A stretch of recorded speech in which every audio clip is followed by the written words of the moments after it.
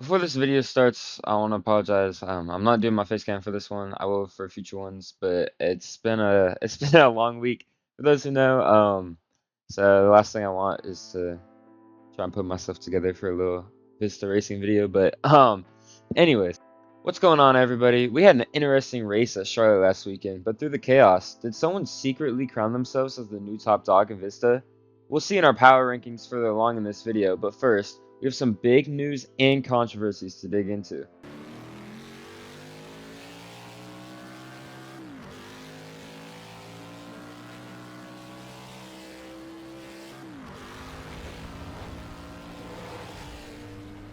Before we dig into the first official VizTa power rankings, let's talk about some of the biggest stories from this week. There's an episode of VizTa Voices coming out this week where host Flyaway interviews Daytona 500 winner and current third place standings driver VizTa. I'm not exactly sure if they're going to go in depth on why Charlotte was the way it was in that video, but I'm not here to talk about that tonight. We're here to talk about some controversy with the hot seat drivers, who definitely made some enemies last weekend. The VizTa Hot Seat Challenge is a system where hot seats are given to known and respected drivers across the best leagues on Roblox. Hot seat drivers get points, but can't make the chase unless they sign full time.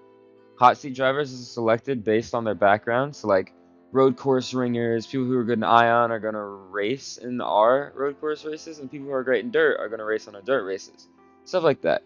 And they only race in Crown Jewel events. They have a prize pool incentive to win, and we won't have any hot seat races during the playoffs. So if they're the best drivers, what's really the issue? What went on at Charlotte? Well, some hot seat drivers such as Eggity have plenty of oval experience and were able to race clean, drivers such as Yikes Piano caused major issues under pacing and were a catalyst for just the whole issues for the rest of the race. At one point, he even rammed the back of the field in turn 3 under yellow. I wish I was joking. This, coupled with aggressive driving mistakes, led to him receiving the first official parking penalty in VizTa, as he was kicked from the server before the end of stage 2. However, speaking of penalties, we have a lot to go over. Plenty of drivers received warnings, but the biggest penalties came to 824BB, who received a 3-race probation and a to-the-back penalty, Flyaway, who received a to-the-back penalty, costing him a second-place finish, VizTa, who received a to-the-back penalty and a 1-race probation and a verbal warning, and the heaviest penalty of them all was to Bandit, who received a to-the-back penalty as well as a 2-race suspension. As league owner, I'm not an official. I race in these leagues, and I race in these races. So I'm not out here handing a penalty. I don't have time to do that. That would be a conflict of interest, and like I can't type penalties while I race, and I can't watch other people what they're doing. All I can do is try and set the best example. A lot of drivers were being over aggressive at Charlotte, obviously. Looking at replays that we have, footage that's been sent to me, Bandit was the one who did it first. Love the guy, but from the footage I was sent, he was the earliest people doing stuff, and he was very open about it, and he was very honest about it. He was honest about that he was doing it on purpose, and that other people racing him dirty is why he did that. And I appreciate him owning up to his mistake, and him doing that is why he didn't receive a points penalty. But a 2-race suspension is beyond fair. Moving on, it's time for our first look at the best teams and drivers in the VizTa Washies Cup Series after the first 6 races. And you might be surprised at how different my power rankings differ from the current standings. The last spot on our power rankings is a tie between Magic and Egg. Magic is tied with Miggy and Fly for the second most top 10 so far in the season with 5. Those are some pretty elite company he's with. However, despite some deep runs and speed at tracks like Nazareth and Las Vegas, the results have been underwhelming, with all of his top 10 finishes being 8th or worse. He's been able to capture stage points though in almost every single race and has the 9th most out of any driver in the last few races. The opposite of Magic's results is Ang, the only driver in the playoffs with 0 stage points. He managed to qualify for Daytona but had a disappointing finish of 14th and then backed it up with another disappointing finish of 15th at Las Vegas. However, he turned it back around the very next race with a finish at 2nd at Indianapolis behind Medfred, and then a 5th place finish at Charlotte after the penalties.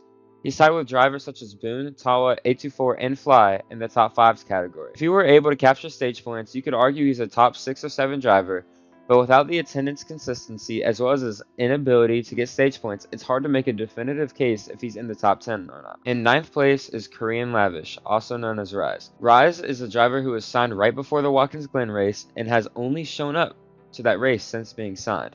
But guess what? He won it and took home 7 stage points alongside. If it wasn't for his back-to-back no-shows since Watkins Glen, he'd definitely find himself solidified in the playoff field. However, he's currently tied with Trainwreck for the 16th and 17th spot in the standings, meaning he could find himself out of a playoff spot if he doesn't record enough attendance to lock himself in with his win. Will we see more from him, or was that a one-and-done win? Time is yet to tell. Coming in at 8th is Flyaway. Fly is a driver who has had an unexpectedly stellar season so far. He started off slow with a 30th place DNQ at Daytona, but since then has finished 7th, 4th, 6th, 4th, and 10th.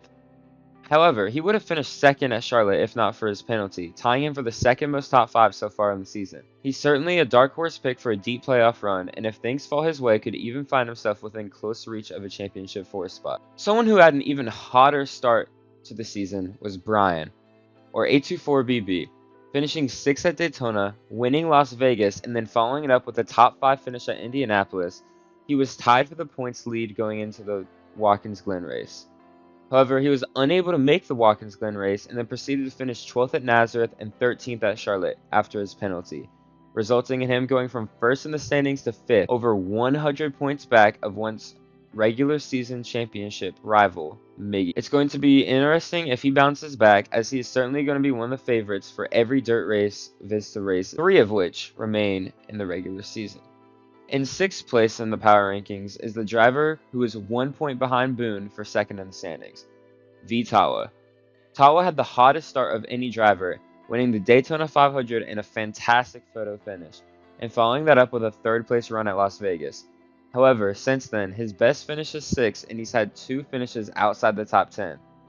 Despite how this stat line may look, that's not the full story.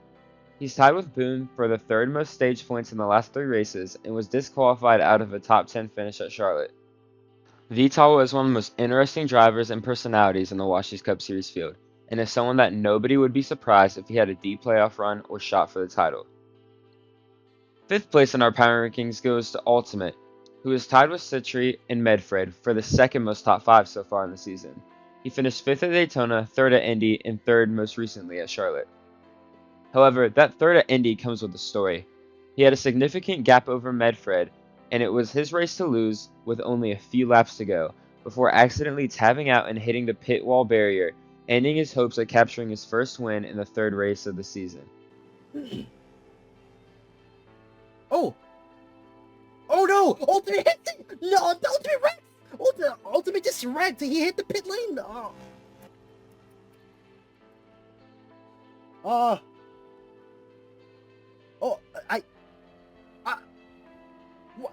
what? Well, Ultimate just threw away this race. While he was able to bounce back and finish 3rd, there hasn't been a race since where he seems like the favorite to win. However, he's finished 7th and 3rd in the last 2 races, and is 4th in the standings, 49 points behind 3rd. He's definitely someone who has the experience and talent necessary to take home a win and make a deep playoff run, so we'll see how the rest of his season plays out. Number 4, this is going to be a little weird, because I have to talk about myself in 3rd person, but coming in at number 4 in the power rankings is Boone. Try to be as objective as possible on this. Boone is currently 2nd in the standings, 1 point ahead of VizTa, but 56 points behind Miggy, and he's the only driver to have finished top 10 in every single race of the season so far. He has also gotten the 3rd most stage points of any driver in the last 3 races with 31. However, 20 of those stage points came with his dominant win at Nazareth, where he won both stages and the race. He was leading at multiple points in Charlotte and is a driver to keep an eye on to see how his season plays out, but we definitely need to see more flashes of dominance like he had at Nazareth to be able to consider him a true title contender. But for his recent performances and his consistency, he's slotting in at 4th. Coming in at our number 3 spot is Medfred. Medfred had one of the hottest starts of any driver, winning his Washington Cup Series debut at Indianapolis after Ultimate hit the pit wall in the closing laps. He coupled that win with back-to-back 5th place finishes, and he led laps at Charlotte before finishing outside the top 10 before the penalties came in. While he was technically finishing 8th due to the penalties to the other drivers, It's not the result he wanted or the standards he set for himself. He's definitely going to be one to look out for, though, and it's no doubt that he's in the top 3 for championship favorites. Number 2 driver, Miggy, with 37 stage points in the last 3 races. Miggy's stat line throughout the first 6 races of the Washies Cup Series season is insane. After a disappointing 11th place finish at Daytona, Miggy has finished 2nd, 6th, 2nd, 2nd, and 2nd again. He's our current points leader for a reason, having a 56-point lead over 2nd place. He has the most top 5s in the series and is tied with Fly and Magic for the 2nd most top 10s, having 5 of them. He's narrowly missed winning on so many occasions, and it's no doubt he's one of the championship favorites and someone you can bet on to win at every single track. It's not a matter of if he'll get his first win, but when and how many. Coming in at our number 1 spot for the VizTa Power Rankings, it has to go to Citrafari. He was signed after Indianapolis, which was the 3rd race in the season, and made his Washies Cup Series debut at Watkins Glen. And in his first 3 starts, he amassed back-to-back 3rd place finishes, and then topping it off with a win this weekend at Charlotte. However, his finishing isn't all that's impressive.